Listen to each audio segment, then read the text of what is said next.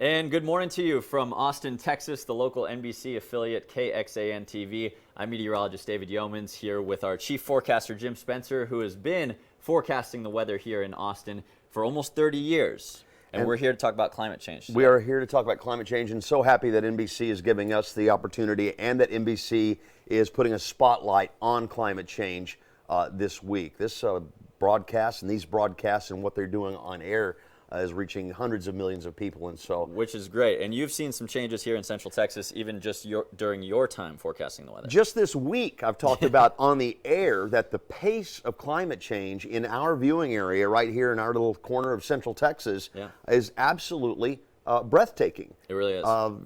We saw a tropical storm yesterday. It was literally a tropical storm for 45 minutes, Imelda, when it moved on to shore south of Galveston this week, and then it became a tropical depression very quickly, but has moved into the record books as the 7th wettest tropical system in United States history. In history. Like you said, it formed, it became a tropical storm an hour later. 45 minutes later, it was already over land, but now it has become, let's check out that graphic, number 7 on the list, 43 plus inches, Jim. That was between Houston and Beaumont over the past several days, right? Right, and we're 2 years removed from Harvey, the wettest tropical system to ever strike the United States. You see the top 4 there on the all-time U.S. list have been storms here in Texas, but we've had 2 500-year floods in 2 years in the same area of southeast Texas. Right, and you know what I was noticing, Jim? If you exclude Harvey from that list, several years ago, correct me if I'm wrong, the U.S., the continental U.S., excluding Hawaii, where you see, I think, number 2, number 3, excluding that, just several years ago before Harvey, the continental U.S. rainfall record from a landfalling tropical system was in southeast Texas, right? That's right. Near Alvin, 48 inches. So if you discount Harvey, that makes Imelda, a measly tropical depression, tropical storm, almost the previous U.S. rainfall record for a tropical system. It's incredible at the pace of these systems doing what they're doing. The intensity, the Category 5s, we've seen the research recently that we're seeing more Category 4s and Category 5s.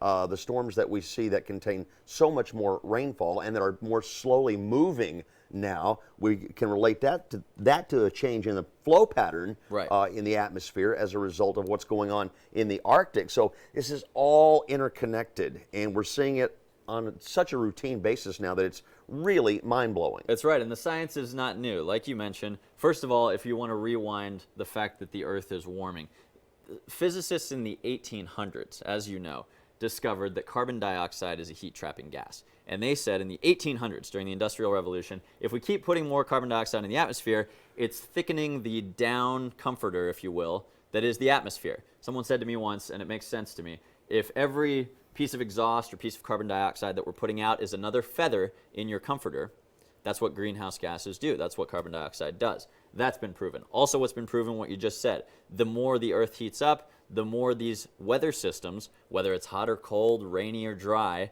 seem to stall and sit in one place. And that's what we saw with Harvey. That's what we saw again this week. And that's what we saw with Dorian. Look at Dorian, Category 5, that set over the Bahamas and completely devastated them. The worst hurricane in the history of the Bahamas. It just didn't move. And of course, the warmer ocean water creates more energy in the storm, more rainfall. It's just all very, very simple physics. To have anyone doubt it is also kind of mind-blowing to me because it's so simple to see. You just look out your back door, right? But we're talking about and focusing on Central Texas here today and what's been going on here locally. And we have been having just crazy, ridiculous amounts of heat. We have. We've seen. Not just this year, in recent years, in recent decades. Exactly. What's the typical amount of 100-degree days that we get in a year? Okay, our records in Austin, Texas go back to the late 1800s, right? And so our average had always been up to 1990, 14. The 30-year average. The 30-year average. 1,400-degree days 14 100-degree days per year. Well, since 1990 to today, that has gone up to 24 100-degree days. Since 1998, we're now averaging 34 100-degree days per year. In 2011, we had 90 100-degree days per year. If you're watching from a different part of the country, think about that. 3 full months worth of 100-degree or hotter temperatures. Or hotter. Yeah, I remember August 2011. Our average high temperature in Austin, Texas in August 2011 was 105 degrees, right? Even in years, David, and this is what David and I and all of us here in the Weather Center are just almost baffled by, even in years where this shouldn't be happening. This year, for example, we had a very wet spring. We have a bet in here on how many 100-degree days we're going to have. We had a very wet spring. The setup this summer in the atmosphere wasn't especially, we had a big subtropical ridge that we always have. It wasn't especially it wasn't anything out of the ordinary that should make us have way more 100-degree days than normal. So we all thought, well, we'll be on the low side this year. Sure. No, our average since 1998 now is 34 days. As of yesterday, we're at day 53 this summer. It's incredible. We just surpassed last summer, which was, we had 52 100-degree days. Yeah. So as of yesterday, we moved into position number 5 on our all-time list of most 100-degree days dating back to the 1800s. And let's talk about what made this summer remarkable. Let's see that graphic, if we could, in a bigger format. This is what made this summer crazy. Jim mentioned the 100-degree day bet. And I won the bet last year, I'll say. But this year I bet 28 days at or above 100, which is lower than we've been recently because after that record wet spring, early summer, this is a map of basically how much moisture is in the soil. These blue colors, especially the dark blue, that's a very moist soil. This is what it looked like across Texas and central Texas there on June 1. Now you fast forward, we didn't have any triple digits for a while because of that soil moisture, so that kept us at 97, 98 for a lot of days. Fast forward, though, through, as what Jim said, an unremarkably strong summer ridge of high pressure. Nothing that should have pushed us to absurdly hot temperatures, but we had a very dry summer after that, and look what it did to our soil. The wildfire danger is up. This is what it looked like yesterday on what's called the Keach-Byram Index. Basically, the soil moisture is gone, and that has allowed a real stretch of triple digits. Even though we had a late start to the heat this summer, we've now racked up, as Jim said. Look at this September, for instance. We've topped, you said 2011 we had 90 days, but we've topped that record for as far as September goes. Correct. Tell us about that. As of yesterday, we have now had the most 100-degree or hotter days in the month of September ever recorded in Austin, Texas. 15 of them. We beat the summer of 2011. And as you know, in our 7-day forecast, we have several more 100-degree days. We've never seen this much triple-digit heat in a month of September dating back to the 1800s. And this is just becoming routine now. If we don't have something remarkable or extreme happen, it's kind of unusual, it seems, here lately. That's right. And extremes are exactly what the climate models say will happen. You will have more heat. You will have more even cold outbreaks, and more intense ones. Right. Overall, we're by far setting more records where it comes to heat, as you all know. You'll have more floods. We had a 500-year flood in 2013. In 2015, we had what's considered a 1,700-year rainfall. On Dry Creek, right? Yep, on Dry Creek, that. Out by the airport. Yeah. So everything seems to be an extreme right now. And now the rain is shutting off for us. Maybe a new flash drought for us going on right now. We've just had the driest 82 days ever recorded out at our airport here. There was a trace of rainfall from July 1 through September 4th or something. Now we're up to 2,200ths. We've had 2,200ths of an inch of rain officially 3 months in Austin, Texas. Yeah, 80-plus days. We're in the driest stretch we've ever seen there. So, yeah, even when it doesn't seem like it should happen, it seems to be happening. I want to talk about our hot summers real quickly. Yeah.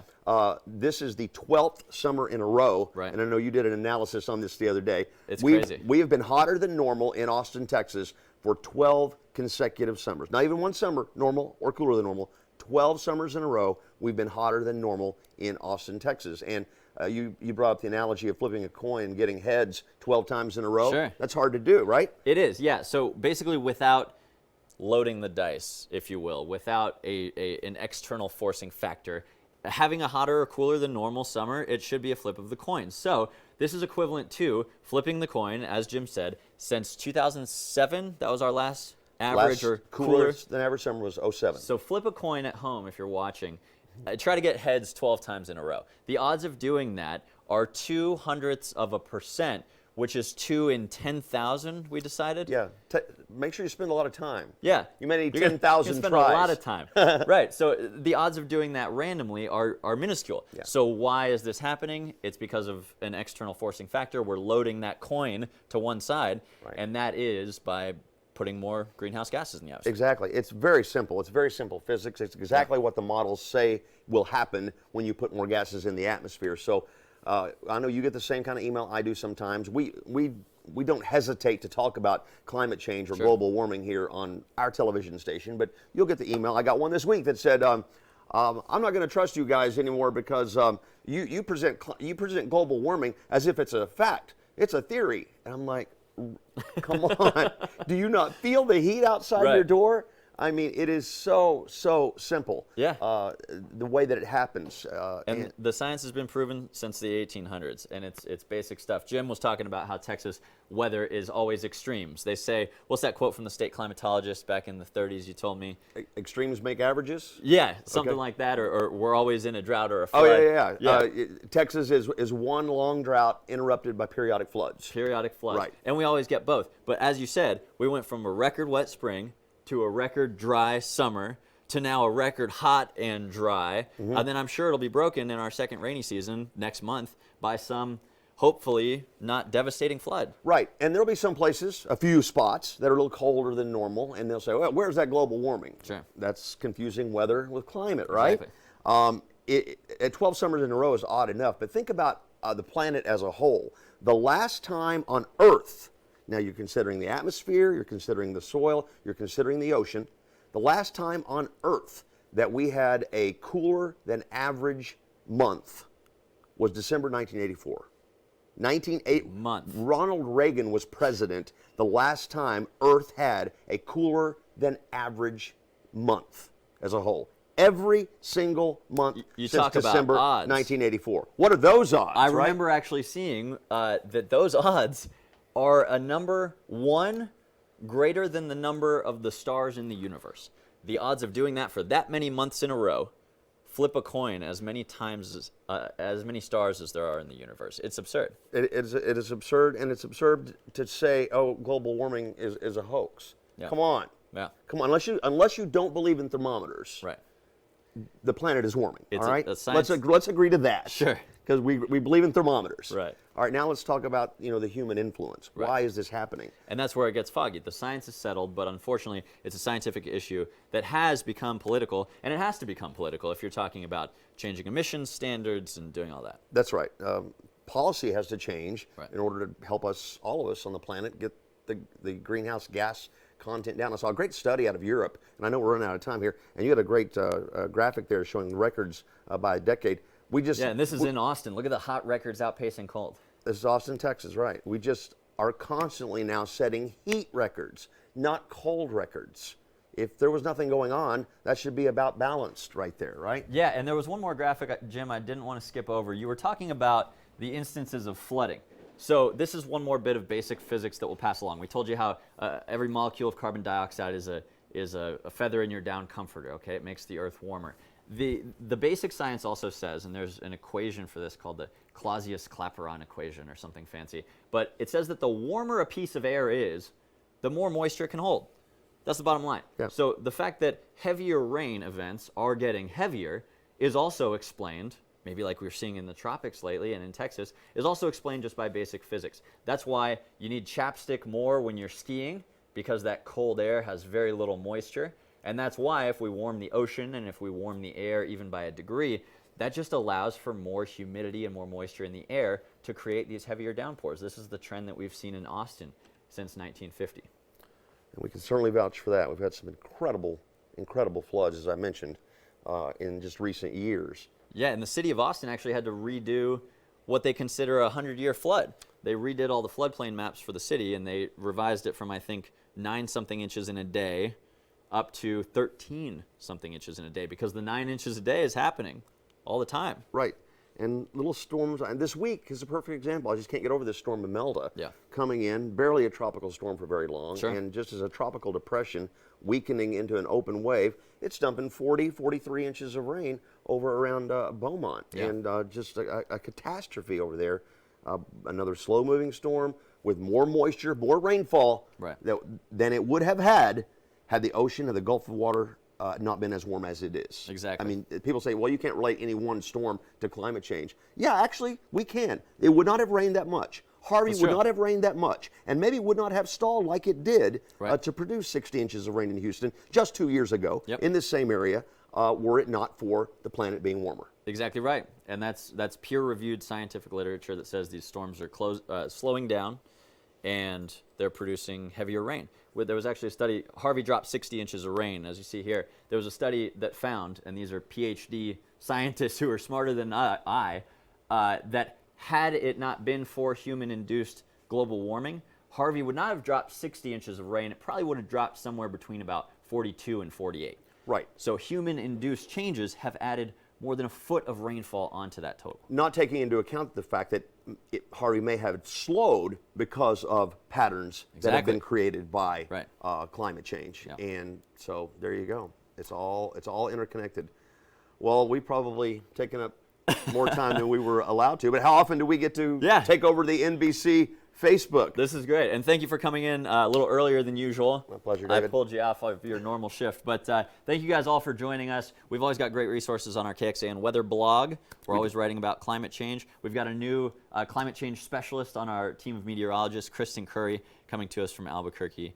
And this is an important issue. We're glad to have the chance to talk about it. We sure are. And if you'd like to keep up with what's going on here in our Central Texas area when it comes to climate change or weather or anything else, David Yeomans on Facebook, Jim Spencer on Facebook, meteorologist Kristen Curry right over there getting ready for our next broadcast on Facebook. And again, we thank NBC for shining a light on this critically important topic this week especially. We sure do. Thank you, Jim. See you later, buddy. Thank you guys for watching. Y'all have a great day.